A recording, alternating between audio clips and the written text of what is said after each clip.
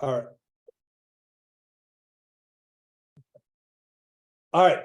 So building a inventory of for sale by owners and expireds, you got to have the right skill set, mindset, and habits. So we're going to learn quite a few things on the agenda today. Will be a commitment to succeed. Again, the one thing that can increase sales within a sales organization is none of the above. We're going to dig into what will grow your sales organization. Okay. What typically stops someone from achieving high production? Self-doubt, fear, not understanding their own worth. All of the above is going to stop you from succeeding at the highest level. We get in our own way. Fear is a liar. Just make the darn call. Send them a quick introduction video. Hey, Lizette, this is Tom Martin. I know your home is for sale by owner. I was just calling, blah, blah, blah. Or send them just a video. Hey, this is Tom Martin with ABC Realty. I just wanted to introduce myself. I know you're selling your home by owner. If you would like any seller tips, please give me a call. I'd love to help you. Send a video, send a text message, do an introduction. Okay. There's so many different creative ways with technology today to interact with the consumer if you don't want to make the phone call. Who's the single most important person on your team to promote positive change? It's not your broker. It's not your team leader. It's not your executive administrator, not your termite inspector. It's you. You have to be the one that's committed to make this change for the better for your business. Change your personal rule. The things that worked for you in the past 3 years is not going to work for you today. Likely could sooner or later lose their serviceability. Just like the agents that were paying for leads. I hear it from the lenders all the time. The leads, they're not the same. They're not the same. Even if your customer approach still holds a promise for maintaining your present level of performance and growth curve, it may not help much if you want to hit a higher achievement. So if you want to hit a higher achievement, you got to make changes. You got to pivot quickly. You know, time on market longer today than it was 2 years ago. Would everybody agree? Okay. So if time on market is longer when an agent sells the property, what do you think it's going to be for a for sale by owner? Even longer. Hey, Mr. For sale by owner, what do you think about the interest rates? You know, what do you think about the interest rates right now? Oh, they're way up there, blah, blah, blah. Is it harder to find a buyer? Yeah. Well, that's why we need to talk. There's 3 basic tools of prospecting. I call it power prospecting. And these 3 basic tools are so neglected. And I'm going to give you these 3 tools today, and hopefully you go, holy cow, that's all I need. Right? So I'm going to start with the B. Jeff, do you have any idea what the B stands for? Yes, I do. Called brain. You've seen this before, haven't you? Hey, there you go. I do know the answer. I love it. I love it. It is our brain, right? We have to be mentally prepared. We got to use our brain. You know, we got to make sure that we make it about the consumer, not about ourselves. And the M stands for Mouth. That's right. See, real estate is a relationship business. We try to let technology do all the relationship and it just doesn't work. Stop trying to go to AI and go, oh, I'm the smartest in the world. I'm going to send that because it sounds better than anything. Just be you and just send them a quick little introduction videos. Call them, knock on their door. It works. And the last thing, T, Jeff, what's that T stand for? You got me. I forget. I'm sorry. Telephone. A telephone, right? So we have a brain. We all have a brain. We all have a mouth. We all have phones. If we just use those 3 tools, we will succeed at a very high level. Why is it not happening? Well, why it's not happening is we have this fear of the phone. We have this fear that they're going to hang up on us. They're going to yell at us. Well, I will tell you what, if you make 1,900 phone calls dials. If you made 1,900 dials, that doesn't mean contacts, that means dials. In 2 weeks, you will have 7 customers between buyers and sellers. How do I know that? Well, Jeff, this is how I know this. Because when I was in San Antonio and I heard an 18-year-old get up and speak, 2 weeks in the business, they said, here's a dialer, get on it. He made 1,900 dials in 2 weeks and ended up with 7 customers and 2 properties under contract. If an 18-year-old who knows nothing about real estate, he just graduated high school in June, 1,900 dials. He'll close the year out with about 30 sales, he said. So 18, making a bunch of dials, it works. Now, if he was highly skilled as he builds his skill set, he may have double that because of his skill set, right? But he did it, 18 years old, right? So Lizette, I see you put your hand up. Are you saying high five? Oh, no, I was just gonna say, I think that as we get older, the difference between like younger people and older people is that as we get older, we tend to build all these things, almost like all these layers of, you know, how to get to somewhere or do something. And we've pretty much worked ourselves out of like, you know, like reaching our potential, right? It's the fear, all the layers of things that we overthink too much. When you're younger, have you noticed younger people don't really kind of like, they just do it. They're not really thinking about all the things in between. They're You know? not.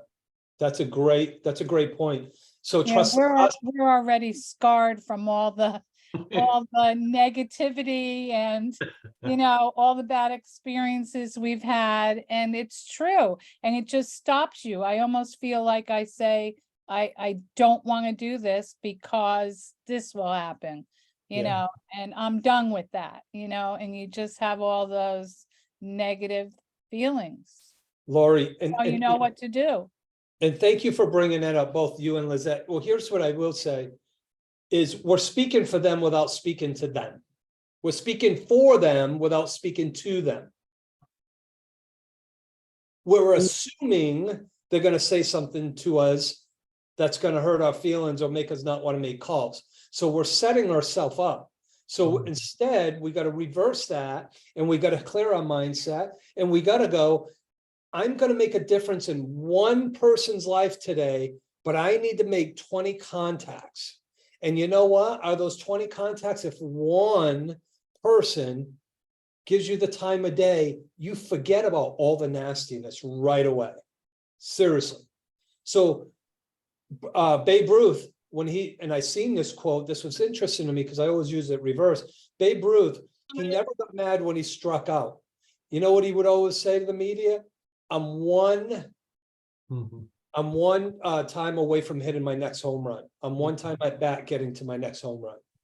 Right. Got that strikeout out of the way. I'm that much closer to my next home run. So you're that much closer to your next listing for a for sale by owner or expired. So the 3 pillars of prospecting. So these 3 pillars of prospecting, the first one is expireds, where this is the purpose of this call. The second is for sale by owners.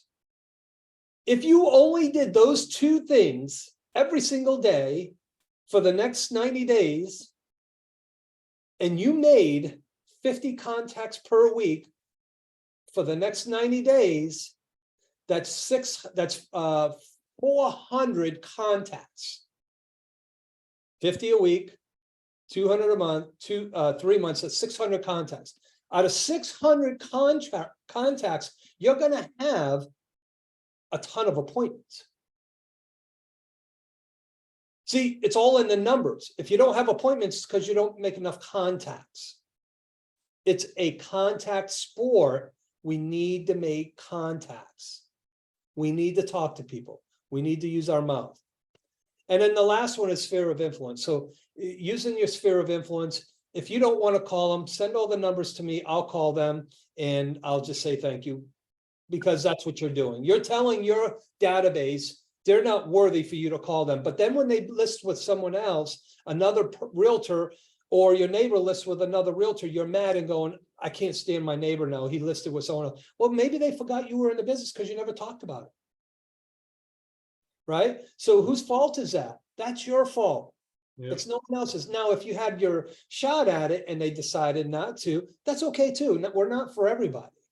Lizette?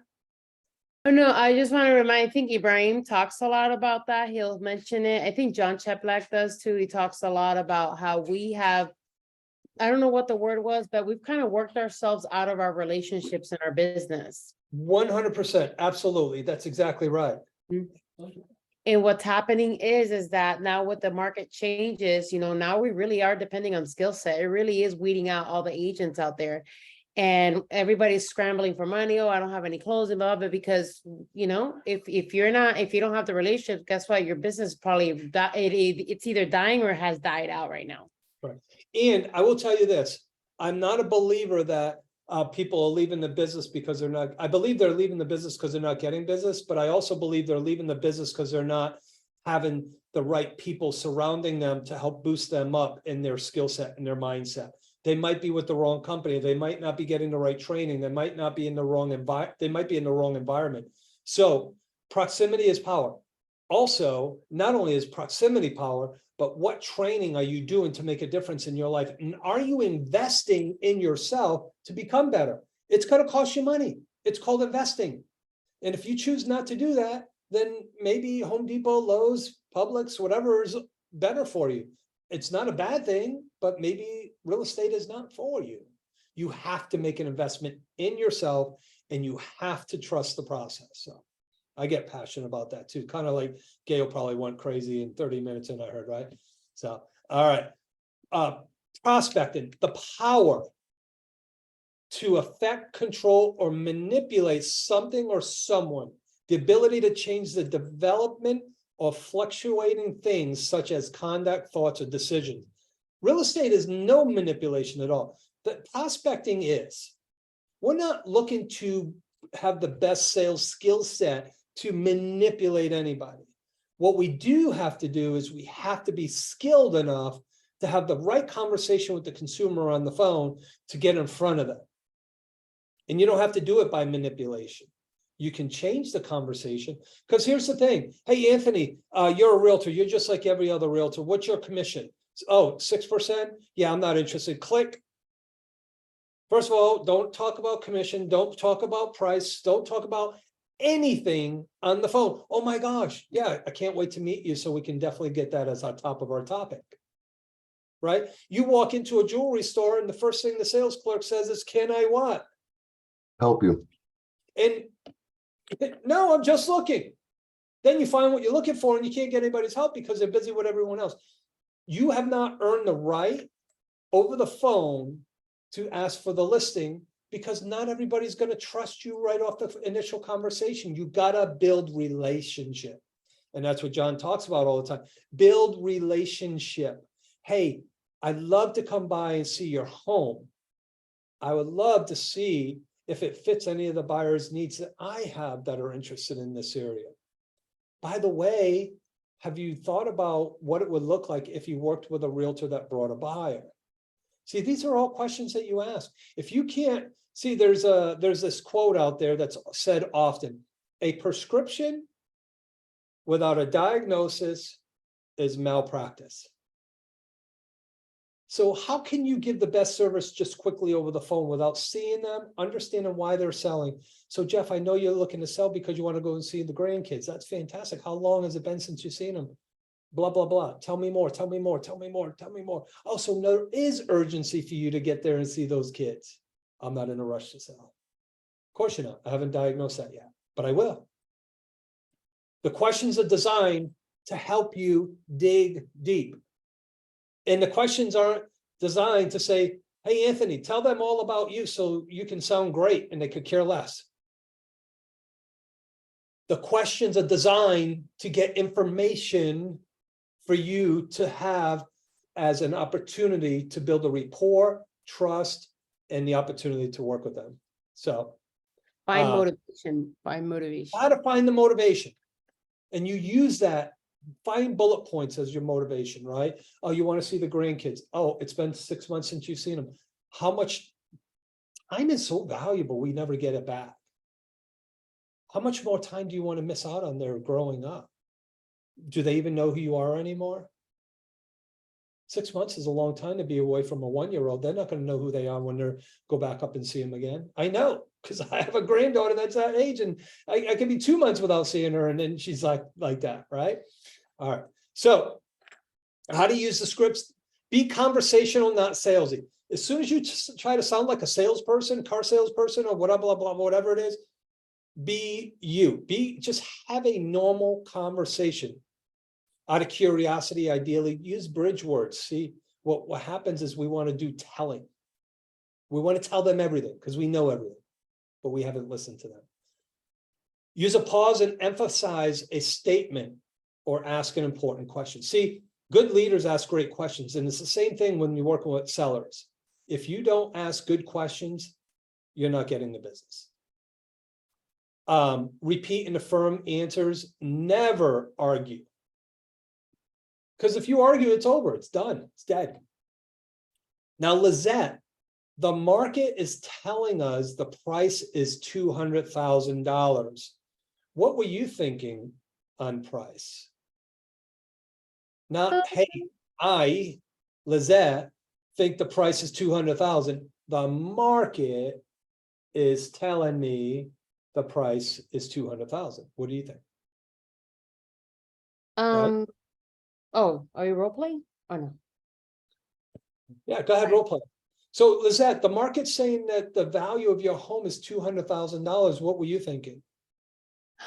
I don't know. The next door neighbor is selling the house just like mine, same layout and everything. I think my tile's more newer than theirs, and they're selling it for 350,000. I mean, I think I can get that amount of money for me. Yeah, I understand. So the market is showing 200,000 based on all the comparables of sales. Because your neighbor has it active for sale, it's not sold, so it's really not a comparable. So the market is stating 200,000. Do you know any buyers that are willing to pay $150,000 more for a home in today's market? No, I mean, I don't think so. But I mean, I have to research. Yep. And bring the research so they don't have to go research, right? You bring the market analysis, you bring the comparables, you bring all that. So you go fully prepared and never argue, because once you argue, it's over. So sources to power prospect. The number one source for expireds for sale by owner is there's a few different tools that you can use to get the numbers, the just listed, just sold, all this stuff. The first one, it's one that I used for almost 17 years, and it's called the Red X. And I don't know why it's not in this PowerPoint. I've used Vulcan 7, but I like the Red X better. Espresso Agent. It'll give you the names, phone numbers, and everything for the for sale by owners, expired, circle prospect, and everything. And then it'll have a dialer attached to it. You just get on that dialer and just dial away. See, now I make contact with Jeff today, and I never follow up with Jeff again. What's the likeliness I'm going to get that listing? The magic is in the follow-up. So I'm going to call Jeff today. He's a for sale by owner. He's not interested. When do you, and Jeff says, hey, call me in a month. Guess when I call him again? 2 weeks. The next day. Oh. Hey, Jeff, I was just thinking about you, man. I know you said call in a month. I was just checking in. Has anything changed since yesterday? Because here's what I know. Most of the for sale by owners that I've helped sell in the past, something comes up and they go ahead and hire another agent. I just wanted to make sure I didn't miss that opportunity. You have to call them. I would call them every day until they blocked you. Yeah, I would follow that. That's something that the last month I went on listing appointments, and that's where I think was the gap. Well, and here's the thing. There's a guy, Norm Cody. He hung up on me. He yelled at me. He swore at me. This was back in 2009. I never met the man. He had unit 401 Oceans 1 right on the beach. And I sold that condo in 9 days, under contract and closed in 10 days because it was cash. He had it for sale with 3 other realtors. He went for sale by owner. He was on the market like 7 months and the prices kept dropping more and more because we were in the crash. And when I sold that home for him, that man sent me cards. He thanked me, everything. And he went to the closing table with over $40,000. I think it was $48,000 to be exact. And he said, Tom, it's the best $48,000 I ever came to a closing table with, because I have no more headache with this place. It's been nothing but a headache for me. I'm so great. But he hung up on me. He yelled at me. He told me. And I said, listen, Norm, I'm going to sell this for you. You just got to give me the opportunity. Stop calling me. Hey, Norm, I got a way where I'll stop calling you. Please tell me, because I don't want you to call him anymore. I said, I'm going to fax you the paperwork, sign it, get it back to me. I will not call you again until I have a contract on your property. Fair enough. And it was done. Guys, you have to follow up. Be persistent, be consistent. Don't be nasty. Don't be rude. Don't be salesy. Be consistent. The more consistent you are, they're going to go, holy cow, this guy is really on it. I'd rather work with someone like him than someone that doesn't follow up with me. And the last thing, Jeff, I'd hate for you to end up with a mediocre agent in a vulnerable moment. So I need to stay in contact with you. So the Red X, Vulcan 7, Espresso Agent, there's a lot of different ones out there. If you don't have one and you're looking to prospect for sale by owners and expireds, I highly recommend you make the investment. You're not going to pay more than $350 a month, and you will get a ton of opportunities. Trust me, I've coached many agents on this, many. And here's the thing, when agents tell me after 3 months it doesn't work, here's why it doesn't work. Because I can log into the system and they never even called anyone. That's why it doesn't work. If you make the calls, it works. Period. If you follow up, it works. Period. Those who say it doesn't, I'll challenge them all day long. So, it'll give you phone numbers. There's auto dialers attached. There's lead follow-up systems in place. Just listed, just sold. There are great opportunities there as well. Hey, Jeff, a home in your neighborhood just came on the market. It went under contract really quick. There's a lot of buyers looking in this community. Do you know anybody looking to sell? That's a just listed call. Just sold called. Hey, Jeff, a home in your neighborhood just sold. It doesn't have to be your listing. And it's a great way of, we call that circle prospecting. Now, a young man that I've worked with for a lot of years, his name's Matt Riley. That's how he thrives in his business. He did 14 million last year. He's on track to do 20 million this year. Yep, you heard it. 20 million this year. Why is he doing more? Because he's doing the same activities he did last year, but he's getting more opportunities because the realtor is more needed now than they were last year in the consumer's eye. So it works. What does it take in today's market to play like a pro? You got to role play every day. A friend of mine, Steve Pugh, over in Orlando, there's nobody better on the phones than him. I know he lead generates every day, and guess what else he does? He role plays every day. He knows the scripts, but why is he role play? Lead generate 3 hours a day. I don't know too many people lead generating 3 hours a day. Here's what I would say. Start off with 15 minutes. Work your way up to a half an hour. Work your way up to an hour. Because here's what I will tell you. If you lead generated 1 hour a day, 5 days a week, that's 20 hours a month. And out of that 20 hours, you're going to be able to talk to about 340 people. I know the numbers. Out of that 340, you're going to have some appointment opportunities. That's 1 hour a day. Then you want to up your goal, go an hour and a half, then 2. Read at least 1 book a month. Guys, if you're not reading anything to do with real estate, leadership, mindset, lead generation, fanatical prospecting, Jeb Blow, selling in a crisis. Jeff, those are 2 great books, by the way, that come highly recommended by your coach, DJ. Selling in a crisis. I got to stand on stage with Jeb Blow 3 weeks ago. What an amazing opportunity. Fanatical prospecting. Amazing. Read your goals daily and weekly. Get excited. Read at least 1 book. Study the competition in the MLS stats. Listen, if you know someone else in the business that's doing for sale by owners and expireds, go and see if you can shadow them. Go to Steve's office if you're in Orlando, go there. Practice your listing presentation. Practice your listing presentation. Don't get a listing appointment and not have anything. Practice it. Stay healthy and exercise. It's the best thing you can do. People always say, well, I got to work to provide for my family. No, you got to take care of yourself to work to provide for your family. Because if you don't put you first, you'll never be able to be there for the longest life possible to give to your family that you care and love so much. Well, basically, if you don't take care of yourself, what you're saying is, family, you're not important to me, and I'm going to leave you 10 years sooner than I need to. How's that one feel? Do the opposite of what the majority is doing. Avoid distractions. That's a tough one. You got to avoid them. Have fun and give back to others. You got to have fun. You got to enjoy this. Listen, nothing better than seeing a seller at a closing table that you help. And by the way, you had to get a ton of no's to get to that one seller. But it's all worth it at the closing table. You've helped them. You've accomplished a goal for them. You earned an income too, by the way. Just show up every day, commit to the long haul. You got to be patient. There's no instant gratification in working with sellers. Seeks order. You gotta be able to be learning based. Acts in the face of fear.